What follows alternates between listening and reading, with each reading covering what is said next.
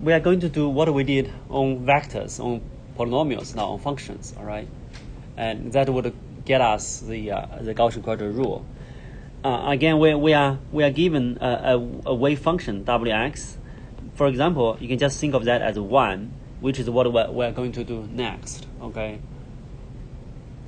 And you have the end result is that you have some polynomial, a whole bunch of polynomials, okay?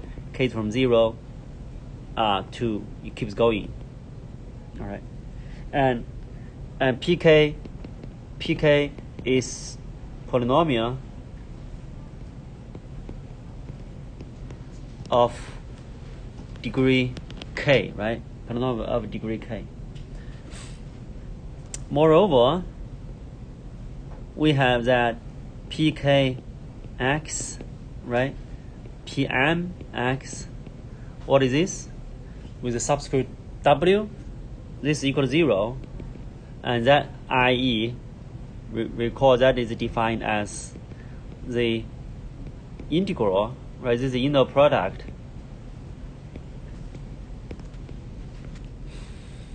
pk, pm, and multiply with your weight.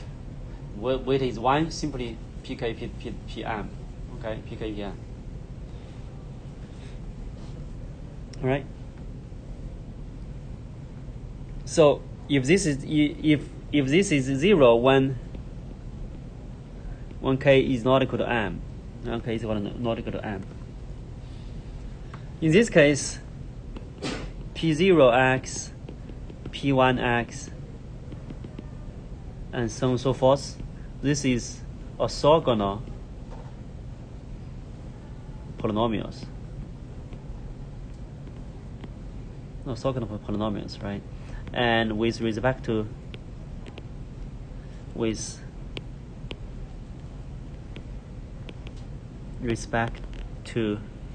the weight function wx. Again, we're going to only use the case w is 1, but in general, there's a different weight, and those leads to quite important set of polynomials, right? If you have that, and I mean, we're going to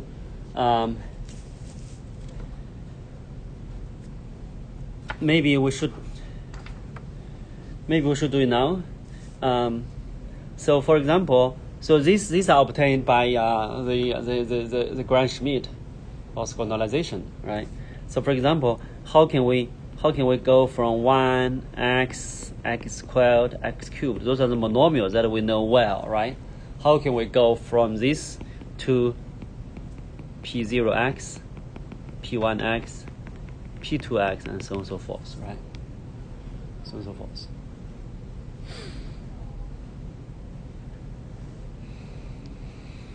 So if we don't do anything, in particular, if we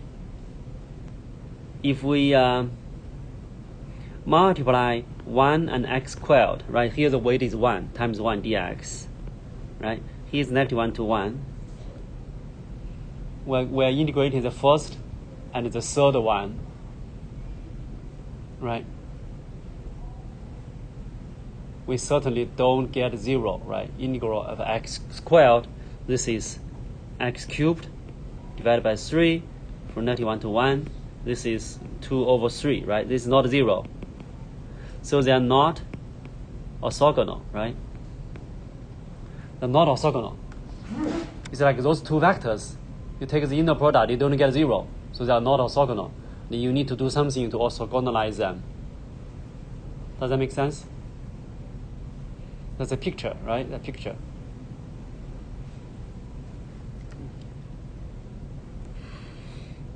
Okay. So we have 1. 1 is okay because suppose we don't care about the function being normal. We only care about them being orthogonal, right? 1, we start with 1, and the second one is x. So we can check negative 1 and 1, and negative 1 to 1, 1 and x dx. The integral of x between negative 1 and 1 is at 0. That's 0, right? That's 0. That's 0. So So P0x is 1, P1x is x. Right, P1x is x. Okay, P1 is x.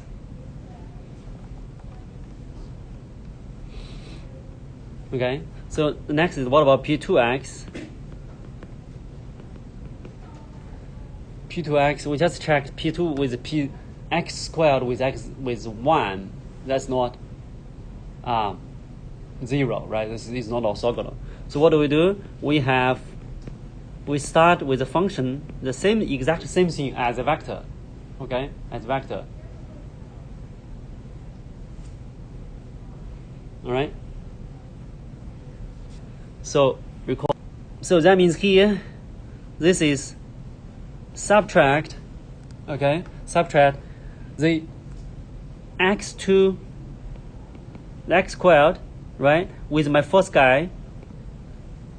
That's the inner product. Okay, that amount of 1 divided by the length of 1. The length of 1. The length of 1 is not 1 here, right? We're talking about the function. So length of 1 is with what? The 1 with 1, right? This is the integral. It's integral. So if I write that out as integral, you'll see x squared with 1, the inner product is negative 1 to 1 of x squared dx divided by the negative 1 to 1 of 1 dx. That amount of u1, again, recall this is u2 dot for vectors, right? We did last Thursday. u2 dot u1, that amount of u1 divided by u1 length squared. That's a vector version. We do it exactly the same way. Okay? u2 is x squared, u1 is 1. X squared with 1 dot means the integral for functions. That amount of u1, which is 1, divided by the length of u1 squared. The length squared is the integral of 1 squared.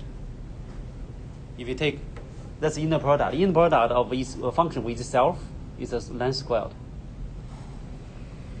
Okay. So that's the IE, that's for vectors. Right? Minus what? The same thing with u2, right? Here we're dealing with u3. Yes, so there should be u3, right? u3 dot with u1 divided by u1 squared, right? The same thing with u3, so it should be x squared with u2, so with x, right? That amount of x divided by the x.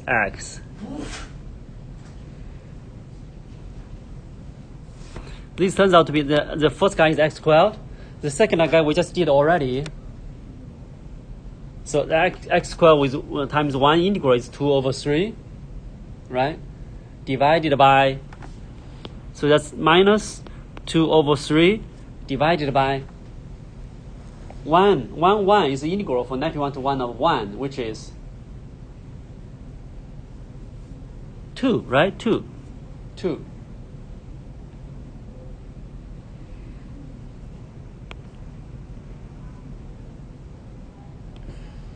What's this guy?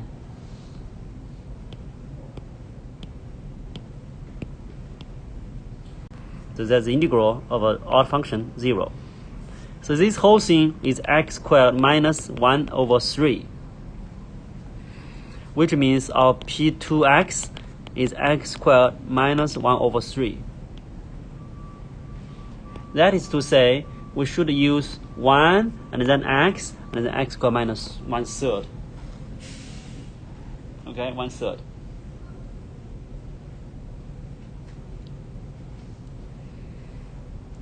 If you check now, this function now is orthogonal.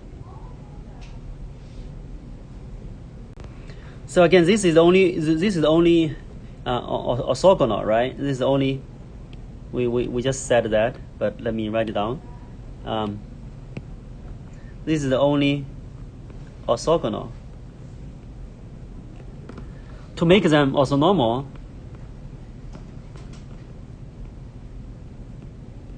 orthonormalize them, what you need to do is just, your P0 hat maybe is your P0 divided by P0 length, right?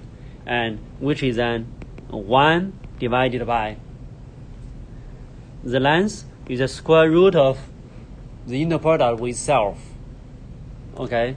With self, P0, P0, which is 1 divided by square root of integral from -1 to 1 of 1 times 1 dx. Okay? Which is the integral of 1, that's 2, so the square root of 2. So you get 2, square root of 2 over 2.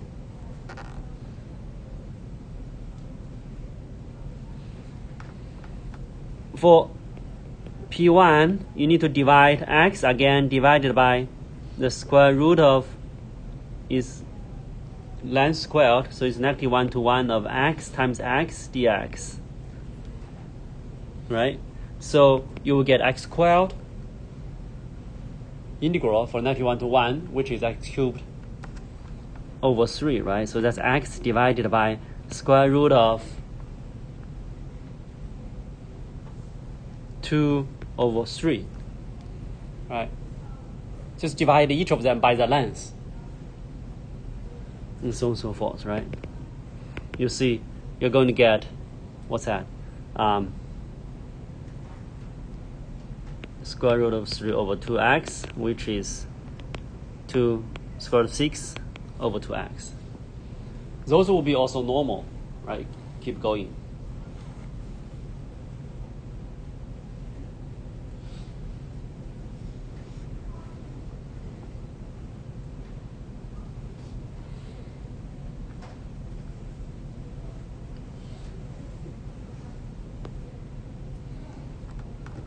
Okay? Questions?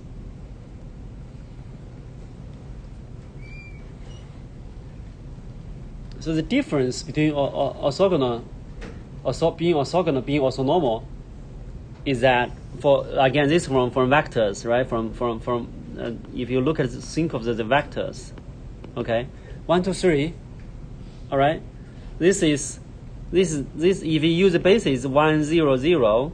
And then 0, 1, 0, they are also normal. Not only are they orthogonal, but they are normal themselves, right?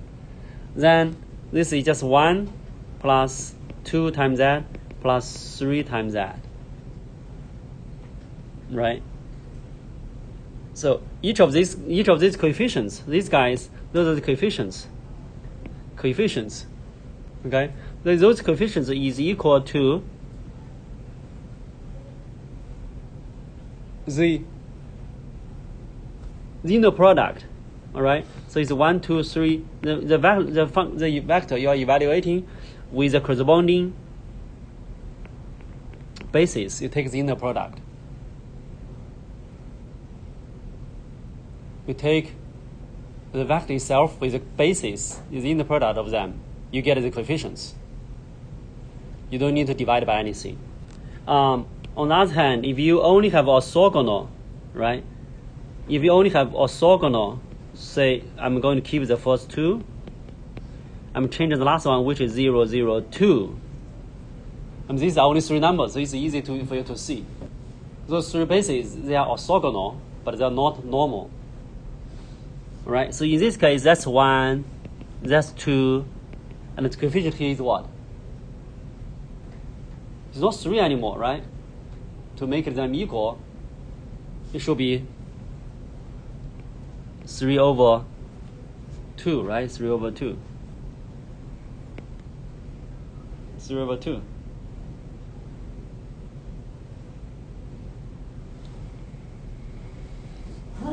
So what's going on is that you need to divide by the corresponding length, right? You need to divide.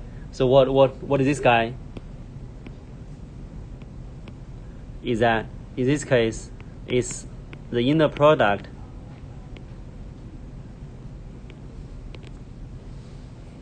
okay, inner product divided by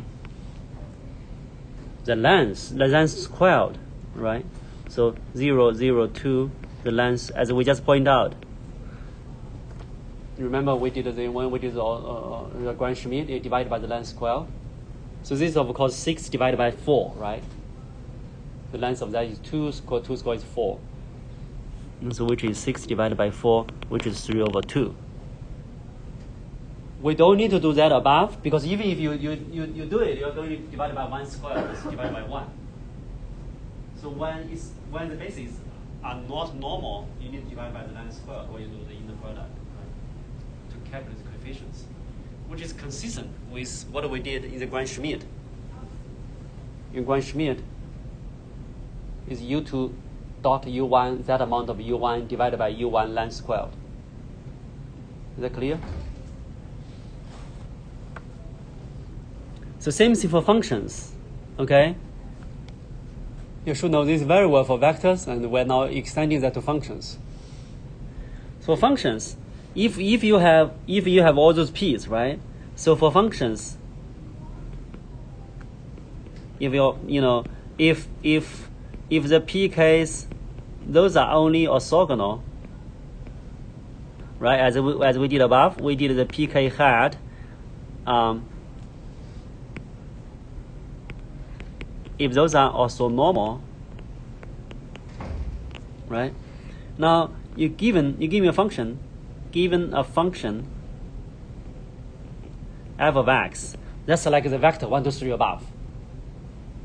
Okay, given any other function above, we're given any other vector. The f of x, right? The f of x can be expanded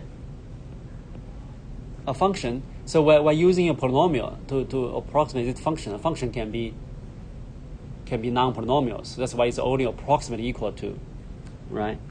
This can be approximated by the coefficients times the corresponding polynomial, a basis, right? K is from 0 to infinity. If I use a ck, right? Let's say coefficients. Again, we're trying to make the correspondence with the vectors, right? That was like our C1, C2, C3, okay? For vectors, CK times the corresponding basis, PK. All right? So above we had orthogonal vectors. Here we'll have orthogonal functions. Now, the CK should be defined as we did above here for the red part. You take the inner product of f with your pk, right? So suppose here is a weight. The weight function is again w, right? W can be 1. So this is a weighted inner product divided by what?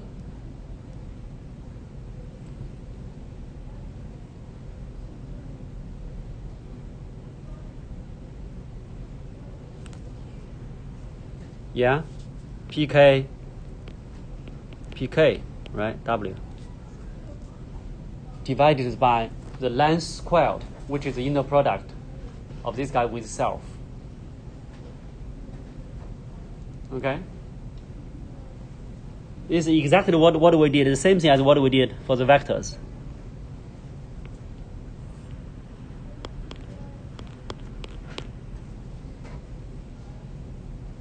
Okay? That's a connection you should see, otherwise it's confusing. Of course, when they're already also normal, you certainly don't need to do that, because even if you did it, it's just dividing by 1, right? That's the definition of normal. pk hat is 1. pk hat, inner product with itself, is 1. Okay. So you can think of it, you should always do that, but then if it's normal, you are dividing by 1.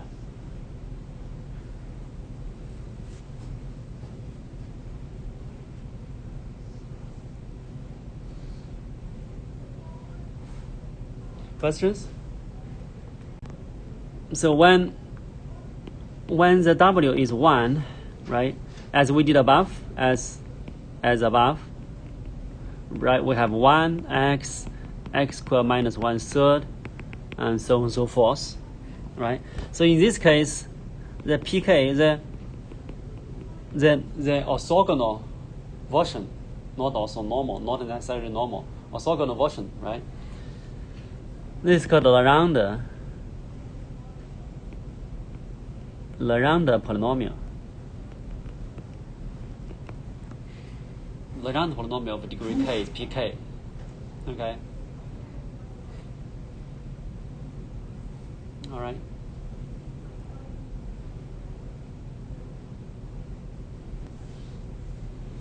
And when you only require orthogonality, I can multiply a basis by any number. It's still orthogonal. Okay, it's still orthogonal. So the constant doesn't really matter. You can multiply any basis by a particular constant. It doesn't destroy the orthogonality, right? Because it's not normal anyway. We don't require the normality.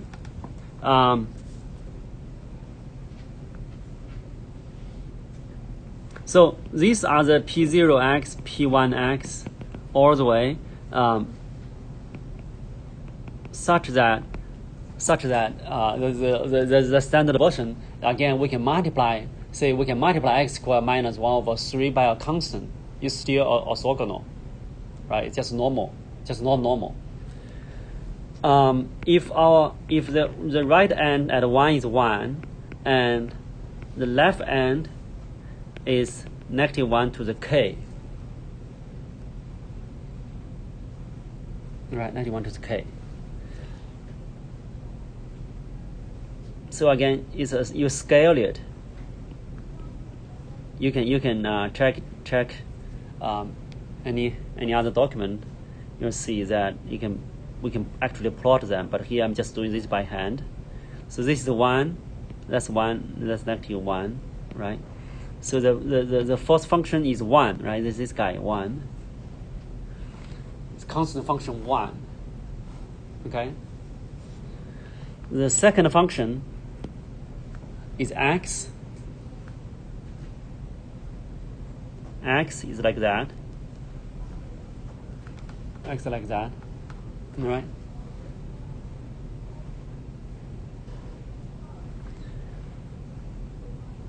The third function is x squared minus 1/3, right? X squared minus 1/3. If you plug in 1 in, you're going to get 1 minus 1/3. That's 2/3, right? And we make that 1. We can multiply that by 3/2. Again, you can multiply by any constant that does not destroy the orthogonality, right? A vector, there are two vectors are perpendicular. You can make the first vector longer. It's still perpendicular. So that's certain advantage of keeping this rule, of keeping this property. That is always equal to 1 at the right end. So this is 3/2x squared minus 1/2, which is like 3x squared minus 1 divided by 2. Right? So that's a parabola shifted downward, right? Down by 1/2. So it's like this.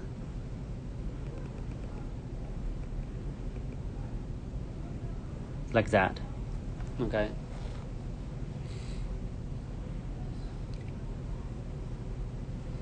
All right. So it's always 1 here, and it's 1 at the left end. It's 1 for 0, -1 for 1, and 1 for 2. So it's 1 for even k, and -1 for odd k.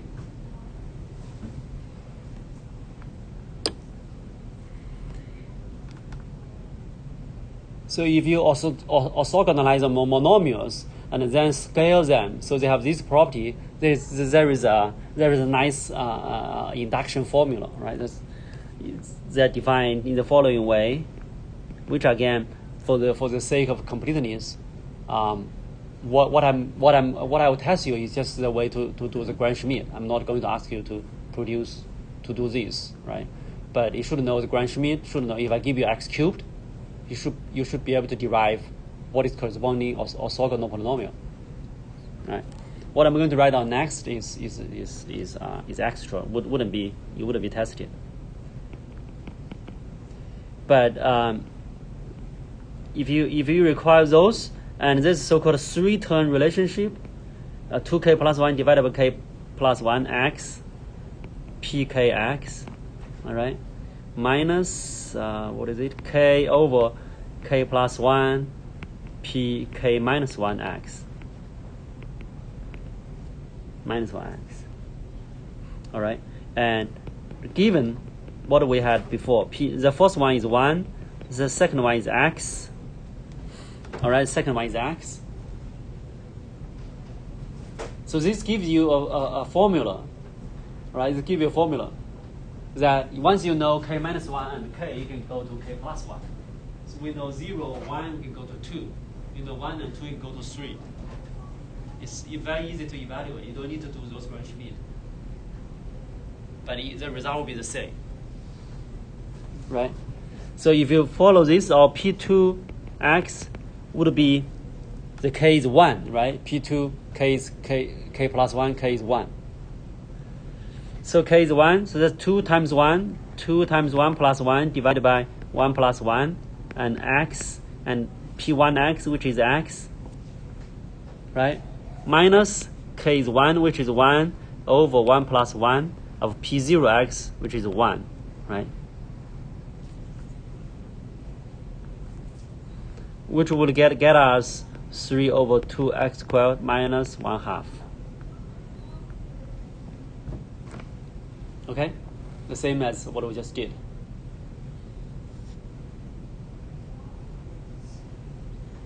Yeah. So we go back to the numerical integration. And as we were saying, we were stating in the beginning here, is that we try to find the quadrature rule that has a maximum degree of exactness, right?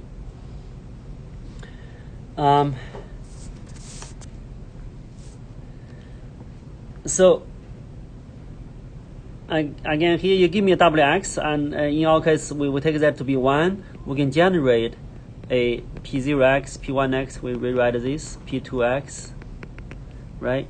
Those are the orthogonal polynomials. And now we're given a function f of x, right? And we need to integrate -1 of 1 f of x dx, right?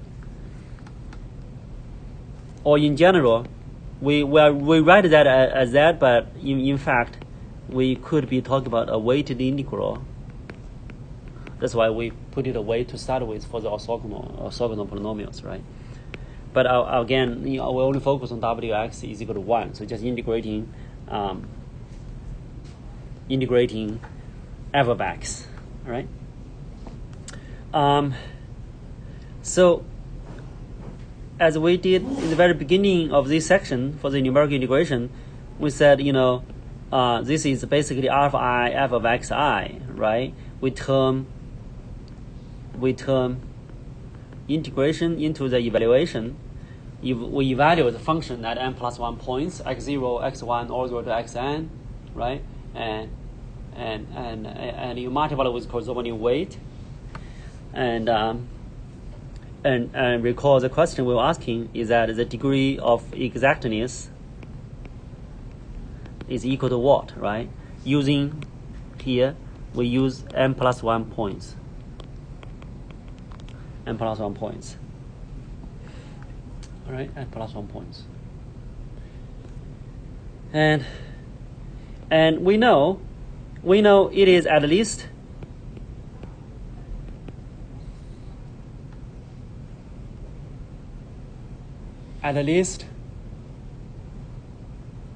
n, and it is n, because we can take this. We can interpolate, right? We can interpolate f at x0, x1, all the way to xn. We interpolate those and then define the alpha I to be the integral of the characteristic polynomials. Right? Remember, we started with that. Okay. Interpolate f, so your fn is a summation of f at xi, your lix, right? Function point value times corresponding characteristic polynomials. I hope you haven't completely forgotten about that. Given any n plus 1 points, you can generate like 3 points. You can just generate 3 quadratic polynomials, and then you integrate your f of nx dx, right? Which leads to that alpha I. Because you integrated the fn, it's like integrating this sum, which becomes, this is your constant. This is fxi. These are integrating lix, which is your alpha I. Okay, alpha I. So in that case, because you're talking about interpolating a function, if the function happens to be polynomial degree n, you're using polynomial degree n to interpolate it, you will recover the function. So it will be exact interpolation for polynomial degree n, right? So the degree of exactness is at least n, because the interpolation recovers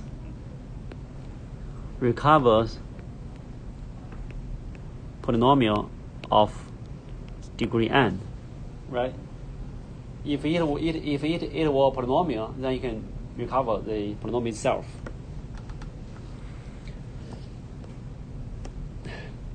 That's what we had for, say, the trapezoid rule.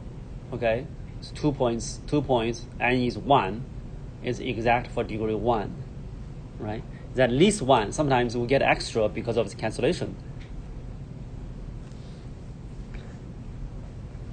Now, let's recall that we are thinking, can we go higher, right? Can we go higher? And now, with the help of the Legendre polynomial, we can state the following theorem, right? Which, so we're not quite at the point we can use the Legendre yet, but here's the theorem for the degree of exactness to be n.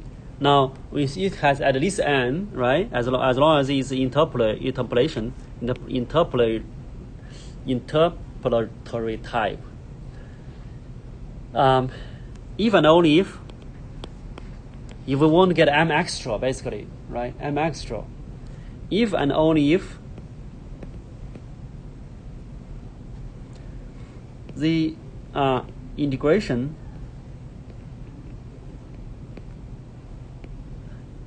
is interpolatory, which means you give me locations of the points as what we did above. You give me location of the points, we come up with interpolating polynomials, and then we integrate those characteristic functions to get the weights.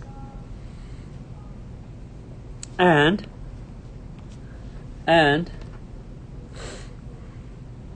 the integral of w of -1 to 1 of that wn plus 1 x px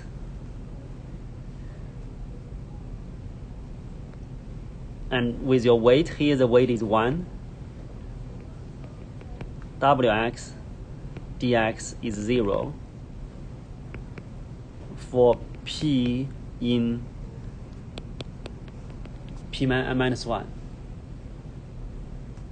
This means p is of degree m minus 1.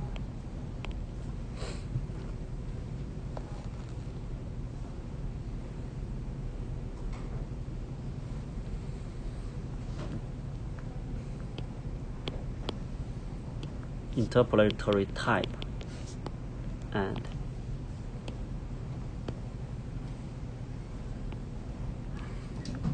interpolatory type means that you the weights are defined. This basically these guys above, right? And what we did.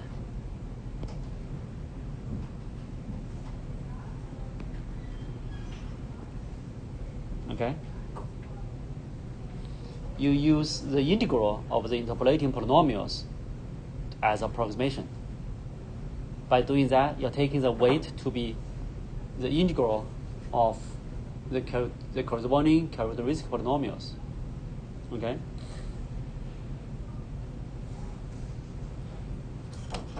So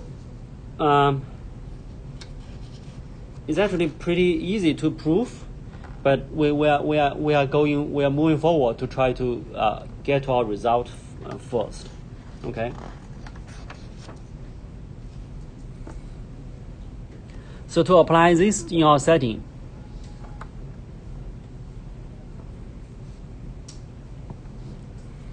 all right, to apply this to our setting. So what are we having? So we want the the application is that, again, if we want m plus m, right? This is equivalent if and only if we can find the locations of those points x0 to xn such that omega m plus 1x times px, right, times that weight function w. This, what is this? This is just i.e. this is just the omega m plus 1x with a px. This is weighted w, right?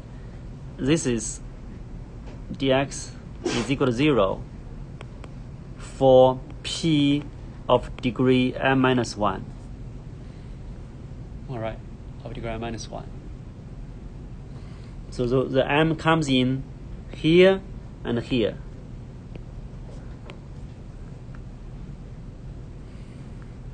Right?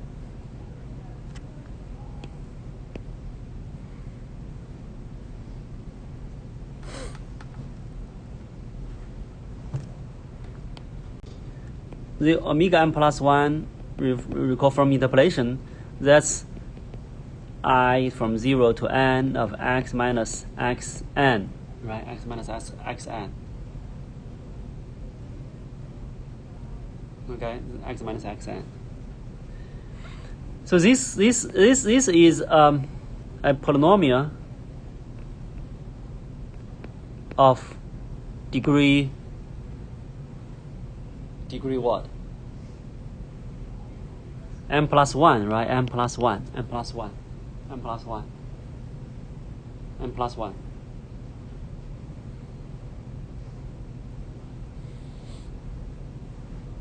And we want, if we want more degree of exactness, m plus m. So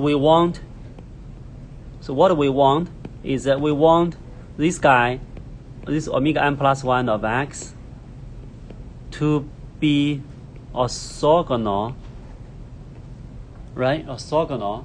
This is because that's what that theorem says here. We want this to be orthogonal with any, right? Any, the p. This should be true for any p, the theorem, for any p of degree m minus 1. So this guy should be orthogonal with any polynomial of degree m minus 1.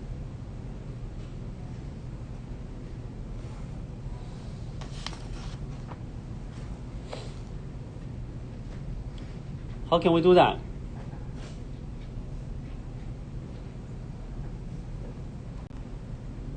If so, for the p of x, this is in polynomial of degree m minus 1, which means it's a polynomial of degree n minus 1, right? n minus 1. n minus 1. And this p of x can be written as a c0 times that p0x plus c1 times p1x plus all the way to c n minus 1 p n minus 1x. Here the pi, recall the pi, we're using p for both cases, a bit confusing, but the pi are those Legendre polynomial, right?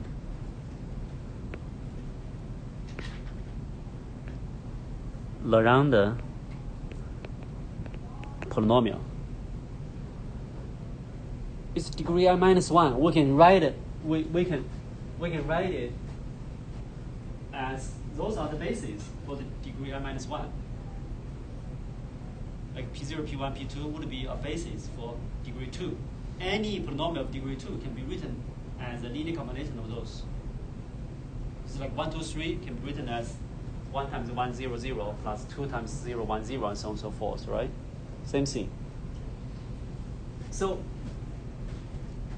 if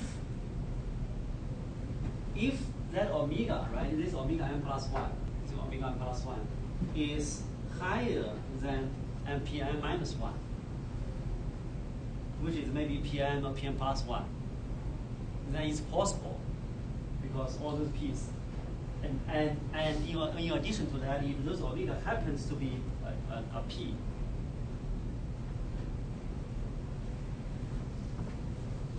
which this means if this omega n plus 1, right, which is from the interpolation, is that the product of x minus xi. If this happens to be this Legendre polynomial, p n plus 1x. I mean, that's a degree, yeah, it's degree n plus 1, right? So degree n plus 1, we need Pn plus 1. Pn plus 1, Legendre of Pn plus 1 is degree n plus 1. If it happens to be that, then it's that Pn plus 1 with that p above, that inner product is 0. If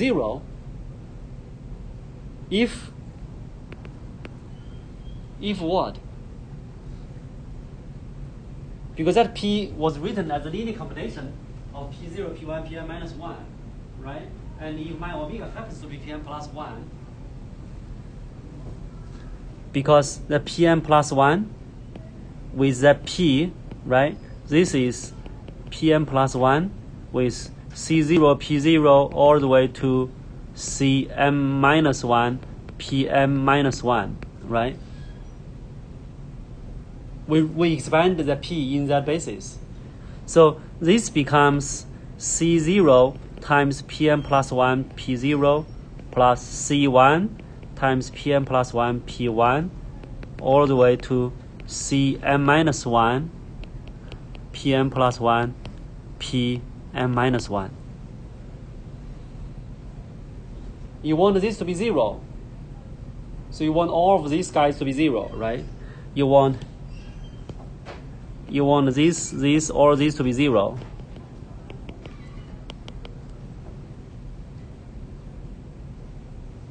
Okay, even if any one of them is not 0, this may not be 0. Because you can find corresponding p. Right? Whose corresponding c is not 0. Then you can create a counter example.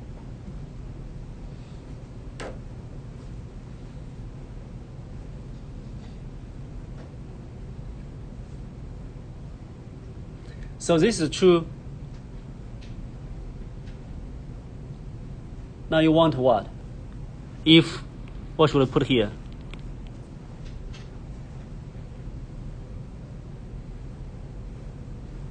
The n plus 1 is at least what? For this to be true, or this to be 0. Yeah. M, at least m, right? At least m. Right? Otherwise, if the p plus is higher than that, or then all these guys are lower than in my current p, so the inner product are 0 because they are orthogonal.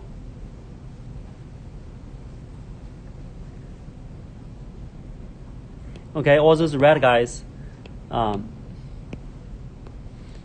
related.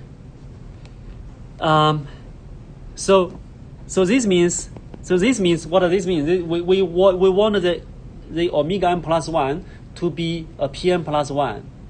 So that means the x0, x1, all the way to xn, the smartest choice is you take them so that the omega n plus 1 is Pn plus 1, which means those guys are the what? The what of Pn plus 1x? The roots.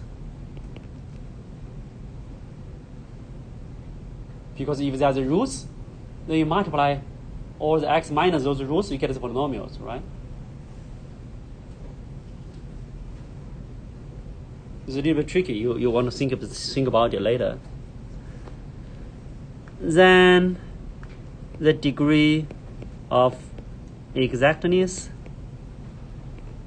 is m plus m, which we know m is m plus 1 plus m plus 1, which is 2m plus 1.